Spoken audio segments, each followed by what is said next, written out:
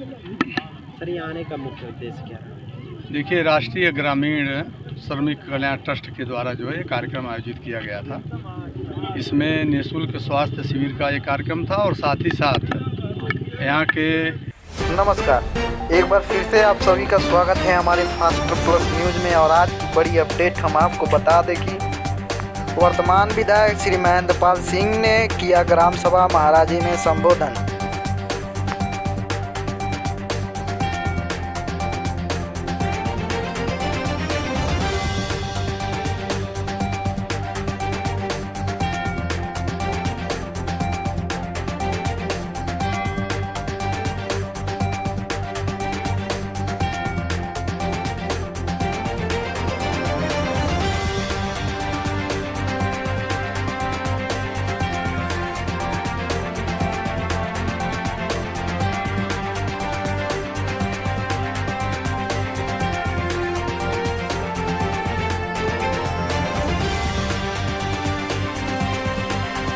यानी वो समझिए कि लगभग 3 साल के अंदर इन्होंने कोई सूची नहीं उपलब्ध कराई।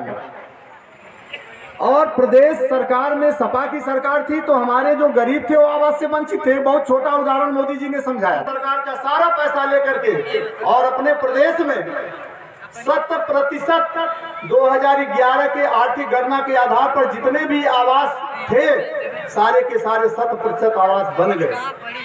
प्रधानमंत्री आवास योजना जो दूसरी अभी इसमें भी प्रधानमंत्री मोदी जी दिल खोल करके पैसा दे रहे हैं। यानी 2011 का तो बन गया, अब आगे वाला भी पैसा आपके ब्लॉक में आ गया। हर गांव में आपके महाराजी में भी पैसा आया होगा।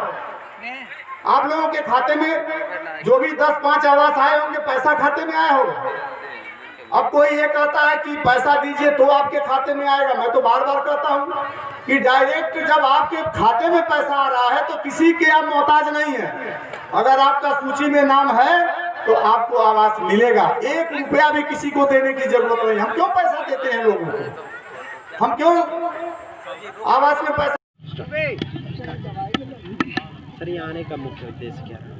देखिए, राष्ट्रीय ग्रामीण श्रमिक कल्याण ट्रस्ट के द्वारा जो है ये कार्यक्रम आयोजित किया गया था। इसमें निःशुल्क स्वास्थ्य शिविर का एक कार्यक्रम था और साथ ही साथ यहाँ के युवा सुजीत सिंह के द्वारा जो है कार्यक्रम आयोजित किया गया था। और निःशुल्क स्वास्थ्य शिविर के साथ साथ जो है श्रम विभाग में 150 लोगों का इन्होंने रजिस्ट्रेशन करा करके वो कार्ड का वितरण हुआ है। और मैं आपके चैनल के माध्यम से लोगों से अपील करूँगा कि श्रम विभाग में रजिस्ट्रेशन करा करके सरकार की उन सभी सुविधाओं का लाभ, जैसे आवास की सुविधा हो गई, फिर इसके बाद मातृ शिशु लाभ की सुविधा हो गई, शौचालय की सुविधा है, यानी सरकार जो भी सुविधा, पेंशन की सुविधा है, सब सुविधाओं का लाभ। अब देखिए, दिल्ली में जो किसान बैठे हैं इस पर मैं क्या कहूँ। शीर्ष नेतृत्व बार बार 11 दौर की बैठक हो चुकी है। अब उनका ये कहना है कि तीनों बिल आप समाप्त करिए फिर इस पे वार्ता होगी। तो ये संभव नहीं है कि तीनों बिल समाप्त करके आप ये बताइए कि हमारे बिल में कमी क्या है।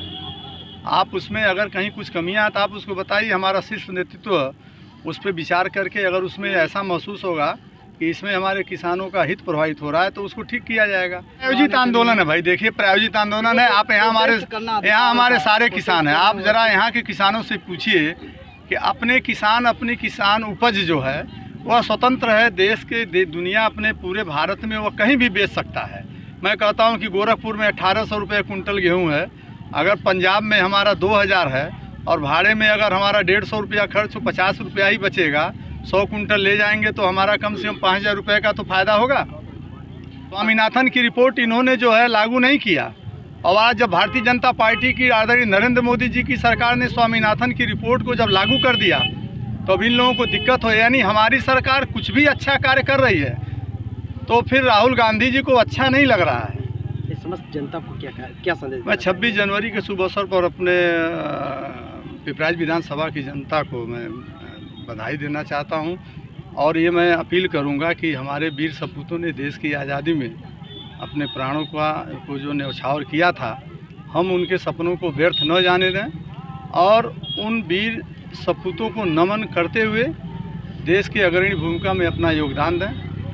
की शादी रची गई है, उस पे तो ये तो मैं तो वही कह रहा हूँ ना, जैसे मान लीजिए वहाँ पर जो भी हमारे जवान हैं, जो भी हमारे अधिकारी हैं, अब बीच का प्रायोजित भीड़ के माध्यम से अगर कोई किसी जवान पर गोली चलाएगा तो आप फिर समझिए क्या स्थिति होगी, भगदड़ की स्थिति होगी, और फिर इसके बाद उसका आरोप लगेगा हमारी सरकार पर। उसे तो सवाल ये है कि सवाल तो भैया मैं ये कह रहा हूँ कि ये तो बहुत अच्छी बात है, मैं धन्यवाद देना चाहता हूँ किसानों को कि उन्होंने इस चाल को नाकाम किया, लेकिन कौन वो चेहरे हैं, कौन फंडिंग कर रहा है? रघुपति यादव। कब से कार्य है आप? हम कार्य कर रहे हैं? हम खेती काम करते हैं, मासूद हम किसान हैं। तो मोदी जी के बारे में हम कुछ जानते हैं और सुनाना चाहते हैं। मोदी जी रौरे कहवा रहली, बिचरत कौने ओरा में, बहुत दिन के बाद अली भारत माता के कोरा में। गोरखपुर के मान बेला में जब रौरे पहले पहले अली तब परम पूज्य जोगी जी राउर बंदन अभिनंदन कैली। बहुत लोग थे साथे में, तिलक लगौले माथे में, और कमल फूल के माला शोभे जोगी जी के हाथे में। सुजीत कुमार सिंह है।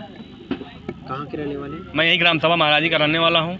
ये सर संस्था किस नाम से आपकी जो अभी अपने? ये संस्था है श्रमिक ग्रामीण श्रमिक कल्याण ट्रस्ट के नाम से ये ट्रस्ट है। इसके जो मैनेजर हैं वो आजम अली हैं, और इसके डायरेक्टर जो हैं वो श्री हमारे मित्र हैं सरार अहमद। आपकी संस्था कहाँ काम करती है सर? हमारी संस्था अभी तो इस पिपराइच ब्लॉक में शुरुआत किया हमने, पिछले साल 19-20 में इस ट्रस्ट का निर्माण हुआ है। 258 इसका क्रमांक संख्या है, और इसका मात्र उद्देश्य यही है कि जो भी हमारे जो 18 वर्ष से लेके और 55 तक युवा वर्ग है, युवा मतलब जो युवा पीढ़ी है, उसके बाद जो आगे की उम्र जो है अवस्था है। इस संस्था का रोल क्या होता है? इस संस्था का रोल यही है कि लेबर कार्ड बनाना और लेबर कार्ड से संबंधित जितने भी योजनाएं गवर्नमेंट की हैं, उत्तर प्रदेश सरकार की और सेंट्रल गवर्नमेंट की, उन सारी योजनाओं के बारे में उनसे पूरे कंडक्ट हैं, एक दूसरे से जुड़े हुए हैं, और हर मजदूर तक, हर गरीब तक, हर किसानों तक पहुंचाने का मेरा उद्देश्य है। इससे जनता को क्या लाभ होगा? जनता को तमाम तरह की समस्याएं होती हैं, जैसे उनको अपनी बेटी की शादी करना हो, फिर उनकी आवास की समस्या हो, और उनको पढ़ाने लिखाने में समस्या हो। इन सारी समस्याओं से जुड़ी हुई एक दूसरे से पूरक है, और उनको हम लोग वहाँ तक पहुँचाते हैं। जैसे कोई बच्चा है जो पढ़ना चाहता है और उस बच्चे को पढ़ाई लिखाई में दिक्कत हुई, तो मातृत्व योजना है। मातृत्व योजना के तहत जब जैसे वैसे बच्चा बढ़ता है उसको पेंशन खाते में जाता है, तो उससे पढ़ाई करता है। आज ये कार्यक्रम जो लगा? हाँ, मैंने जांच शिविर इसलिए लगाया था, तमाम ऐसे माताएं और बहनें जो चलने में असमर्थ हैं, जो पिपराइच नहीं जा सकते हैं, जिनके साधन का अभाव है, वो यहाँ आकर जांच करा लेंगे, समस्याएं जो बताएंगे, फिर बाद में जैसी जैसी सुविधाएं बताई जाएंगी वो पहुँचेंगे। यहाँ सर किनके द्वारा जाँच हो रहा था?